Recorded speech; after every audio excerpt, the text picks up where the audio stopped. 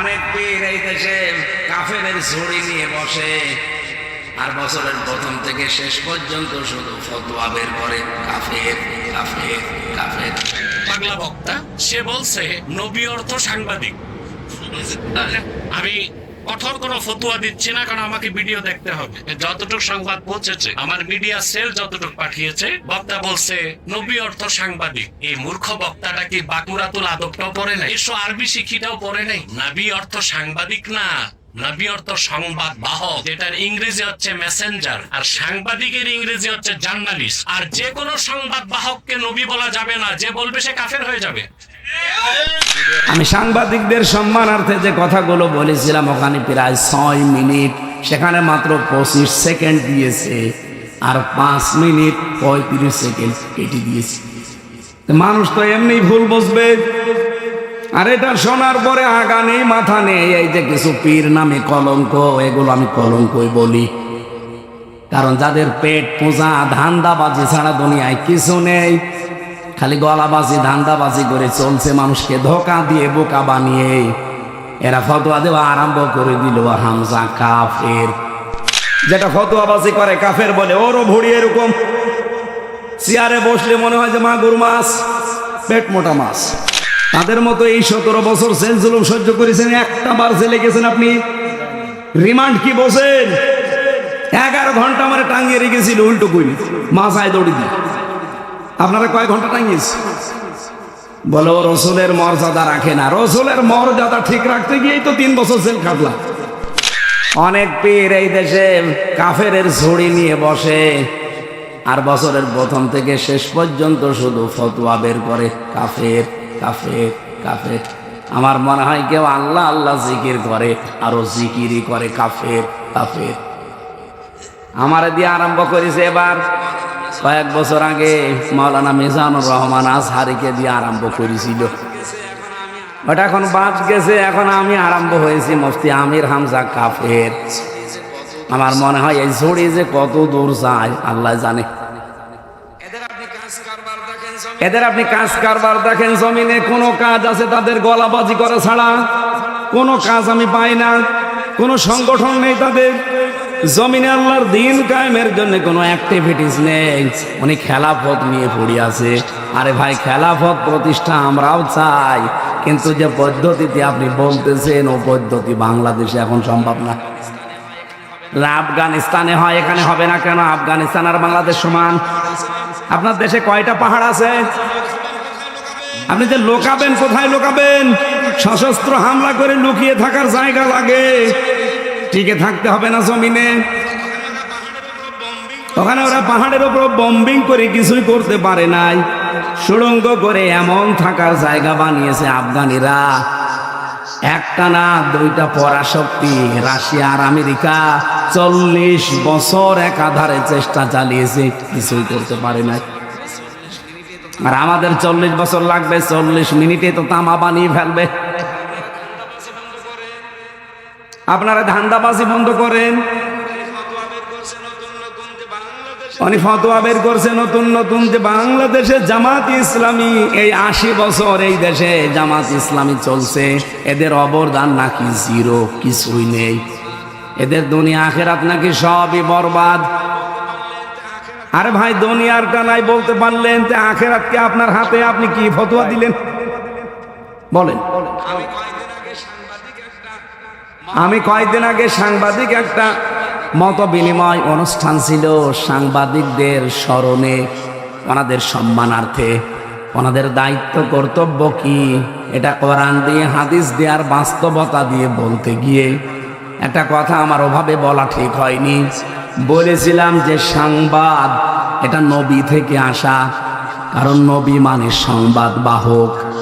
যারা সত্যের সংবাদ বহন করে নিয়ে বেড়ায় তাদেরকে আল্লাহ রাব্বুল আলামিন এই পৃথিবীতে নবী করে পাঠিয়েছিলেন। কি আমি দলিল দিয়েছিলাম সূরা কলমের 4 নম্বর আয়াত দিয়ে, ওয়া ইন্না লাকা লাজরান গায়রা মামনুন। আপনি শব্দের দিকে খেয়াল করেন, ওয়া ইন্না লাকা লাজরান, অবশ্যই আপনার জন্য, অবশ্যই আবার লাগিয়েছেন ওয়া ইন্না লাকা লাজরান, অবশ্যই আপনার জন্য হে নবী।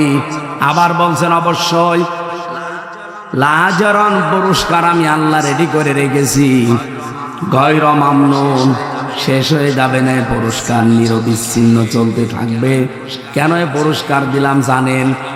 কারণ আপনি এই যে সংবাদ আমি যেটা আপনাকে দেই, এই সত্য সংবাদগুলো আমার বান্দা বান্দীদের কাছে পৌঁছাতে গেলে যে কষ্ট পান, সত্য কথা তুলে ধরতে গেলে যে কষ্ট আসে, আঘাত আসে, যে জুলুম নির্যাতনের স্টিম রোলার আপনার দিকে আসতে থাকে, এগুলো মোকাবেলা করেও আপনি যে সত্য সংবাদ পৌঁছিয়ে দেন, এই কারণে আপনাকে আমি নিরবিচ্ছিন্ন পুরস্কার দেব।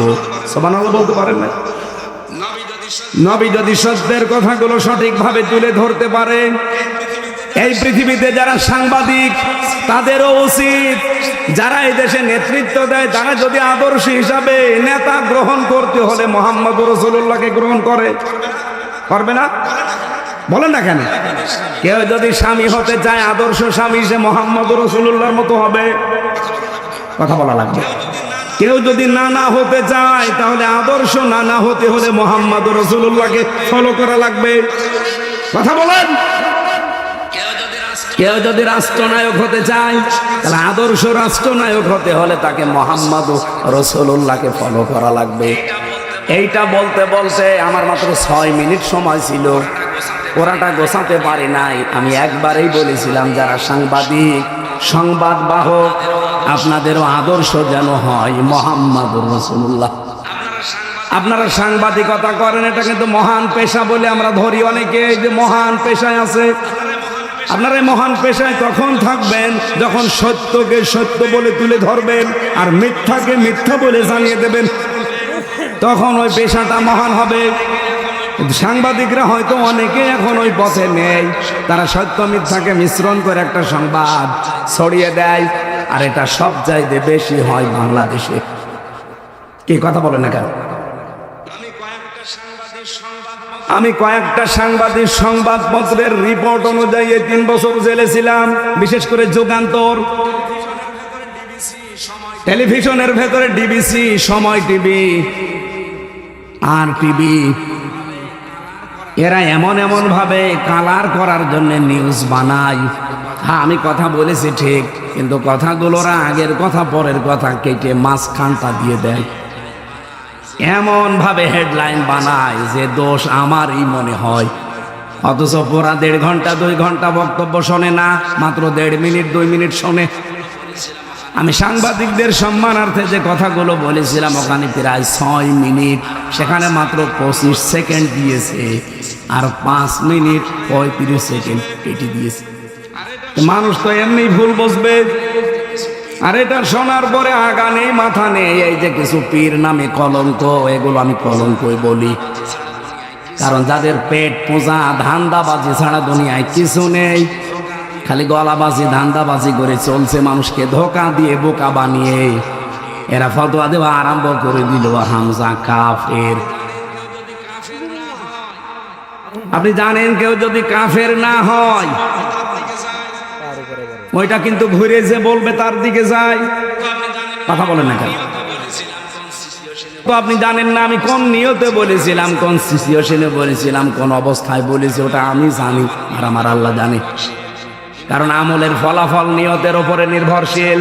ইন্নামাল আমালু বিন্নিয়াত, এই কথা বলছেন। আমার আকীদার বিষয়, তার প্রকাশ করার বিষয় না, এটা তো মনের বিষয়। আমি রাসূলুল্লাহকে খাটো করার জন্য ওনাকে এই সংবাদ সম্মেলনে সাংবাদিকদের এই মত বিনিময় সবাই আমি ওনাকে সাংবাদিক বলে ডাক দিয়েছি না, আমি বলেছি রাসূলও সংবাদ পৌঁছিয়েছেন, আপনারা যদি সংবাদ রাসূলের মতো পৌঁছান, আপনাদেরকেও আল্লাহ পুরস্কার দেবে। এই কথাটা ভুল কিসের? আপনি কাটছাট করে শুনলে তো ভুল মনে হবে। এটা নিয়ে সারা দেশে কিছু মানুষ যারা কুয়ার ব্যাং, 4 দেওয়ালের মাঝে যাদের অবস্থান, এরা ফতোয়াবাজি আরম্ভ করে দিল। মানে কেন নবীকে সাংবাদিক বলল, অথচ নবী শব্দের শাব্দিক অর্থ হচ্ছে সংবাদ বাহক। যারা সংবাদগুলো বহন করে নিয়ে বেড়ায় তাদেরকে বাংলায় সাংবাদিকই বলে। উনি আমারে বলছে আমি সাংবাদিক নবীকে বলি না, বলি মেসেঞ্জার। মেসেঞ্জার মানে কি? মেসেঞ্জার তো আরো খারাপ শব্দ। ব্যাংকে যতগুলো পোস্ট আছে দেখবেন তার একটা পোস্ট আছে মেসেঞ্জার। এই যে চা মাটি নিয়ে দেয় পানি মানি, খুব ভালো পোস্ট। কথা বলছে না কেন? রসুল শব্দটা এসেছে রসুলুন থেকে রেসালাত। এই রেসালাত শব্দের শাব্দিক অর্থ হচ্ছে পিয়ন। সংবাদ বহন করে যারা নিয়ে যায় তাদেরকে পিয়ন বলা হয়। কথা বলে না কেন? কিন্তু রসুল্লাহকে পিয়ন আপনি বলতে পারবেন না। এই হিসাবে আমি যদি মুখ ফসকে বলেও ফেলি রসুল্লাহ বা নবী মানে সাংবাদিক, আমি তো সরি বলেছি, আমি তো মাপ চেয়েছি। এমনকি রাতে তাহাজ্জুদ পড়েও আমি মাপ চেয়েছি। আমি আশা করছি আমার আল্লাহ আমাকে মাফ করে দেবে। কিন্তু আপনি কাফের বলে কি করলেন? আমার মনের অবস্থা আপনি জানেন না। আন্দাজে কাফের ফতোয়া দিয়ে আপনি এখন নিজেই কাফের। আজকে ফেসবুকে একজন লিখেছে অমক পীর সাহেব কাফের, আসলেও কাফের। এত ফতোয়া আসে আপনার ফতোয়া তো হাসিনার বিরুদ্ধে শুনি না, আপনার ফতোয়া ডক্টর জাফর ইকবালের বিরুদ্ধে শুনি না, আপনার বিরুদ্ধে ফতোয়া তো ওবায়দুল কাদেরের বিরুদ্ধে শুনি না, আপনার ফতোয়া শাহিন চাকলাদারের বিরুদ্ধে শুনি না। আপনার যত ফতোয়া সব আমির হামজা আর মিজানুর রহমান আজহারির বিরুদ্ধে। আপনি যে নাম নিয়ে বসে আছেন, এই নামটাই তো আমার কাছে মনে হয় যে এটা একটা নতুন জিনিস। ইসলামে পীর বলে কিছুই তো আমরা পাই না। কিসের পীর আপনি? আমি আপনাকে ছোট খাটো করার জন্য না, পীর শব্দটা যে নিয়েছেন এটা কোন জায়গায় আছে বলেন? আপনি যে বলছেন নবীকে সাংবাদিক বলা যাবে না, মেসেঞ্জার বলা যাবে কোন ফাঁকে? আপনি যে নিজেই বললেন নবী মেসেঞ্জার। এই কথা বললে নবীর সম্মান আরো খাটো হয়। ব্যাংকে যারা পানি চা টেনে দেয় তাদেরকে আমরা মেসেঞ্জার বলি। এরকম একটা পোস্ট আপনি নবীর নামে লাগিয়ে দিলেন। আর সাংবাদিক যে কত উপরের পোস্ট, সেটাকে আপনি ফালতু শব্দ বললেন। উল্টা পাল্টা নাম দিয়ে আবল তাবল করে আমারে নাই ছোট করেন। কিন্তু সারা পৃথিবীর যারা হক্কানি সাংবাদিক, যারা ন্যায় পরায়ণতার উপরে টিকে আছে, সাংবাদিক মাহমুদুর রহমানকে আপনি খাটো করেছেন। এক কথা বলছেন না কেন? সাংবাদিক ইলিয়াসকে আপনি খাটো করেছেন। সাংবাদিক কনক সরওয়ানকে আপনি খাটো করেছেন। যারা জীবনের উপরে রিস্ক নিয়ে সংবাদগুলো প্রচার করে, সেইটাকে আপনি ফালতু বললেন। একদম সঠিক কথা। আমি যে কথা তুলেছিলাম এটা বোঝানোর জন্য বলছি, খেলাফতের দায়িত্ব পালন করা দরকার। জমিনে আজ হাজারো পীর, এই দেশে 48,000-এর ওপরে পীর। আমি তো যতটুকু খোঁজ রাখি, পৃথিবীতে এমনও দেশ আছে যে 48,000 মানুষও নেই, অথচ পীর এই দেশে 48,000। এত পীর, একটা কেউ রাজপথে পাওয়া যায় না, জমিনে পাওয়া যায় না। নর্থ সাউথ বিশ্ববিদ্যালয়ে কোরআনের উপরে লাঠি দিয়েছে, থুতু দিয়েছে, সেখানে ফতোয়াবাজি করতে পারো না। 48,000 পীর যদি একবারে রাজপথে নেমে বলে এর বিচার না হলে কেউ দরবারে ফেরত যাব না, বিচার কালকেই হবে। কোথায় আছেন আপনি? আপনি তো শুধু ভড়ি আর জব বানিয়ে ব্যস্ত আছেন। আপনি বলেন তো বাংলাদেশের একটা পীরকে দেখান যার ভড়ি বড় না, দেখান। আমি তো যতগুলো দেখেছি ওদের ভড়ি আর জহব্বা ছাড়া কিছু পাইনি। এত বড় বড় ভড়ি, যেটা ফতোয়াবাজি করে কাফের বলে, ওরও ভড়ি এরকম। চেয়ারে বসলে মনে হয় যে মাগুর মাছ, পেট মোটা মাছ।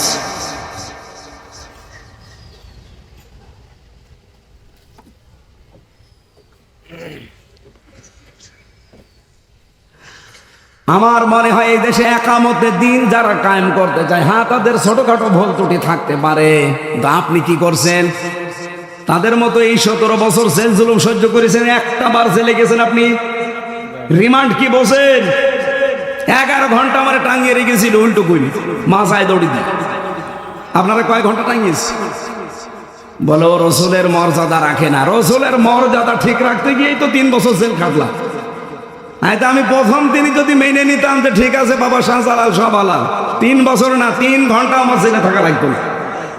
আর কুষ্টিয়া থেকে যখন নিয়ে যাচ্ছিল প্রতিমধ্যে আমারে ছেড়ে দিতে, কারণ যাওয়ার সময় তো বারবার আমারে বলছিল যে ছাত্রলীগের শুধু ওলামা লীগ বলে একটা দল ছিল, ওই সময় ছিল না, ওই দলের সদস্য হবেন শুধু বিশ্ববিদ্যালয়, বাকি আপনার কিছু করা লাগবে না, কারণ আপনি আসলে আমরা অনেক মানুষ নিয়ে আসতে পারবো, এই ধান্দায় ছিল তারা। আমি একবারে কাটছাট বলেছিলাম না, আপনারা যা ইচ্ছা তাই করতে পারেন। মিথ্যা মামলা দিয়েছেন এটা আমি জানি, যে আরো দিন, কিন্তু আমি সত্যের ওপরে যেটা আমি বুঝেছি, এক চুলো আমার নড়াতে পারবে না। রিমান্ডের পর রিমান্ড দিয়েছি, প্রথম 5 দিন দিয়ে হয়নি, আবার দিয়েছে 5 দিন। আর রিমান্ডে কি সরাসরি জায়গায় আয়না ঘরে নিয়েছে, মাটির নিচে। আমি দেখতাম ওই জায়গায় হঠাৎ রাত 2টার সময় 5-7 জন মুখ বান্ধা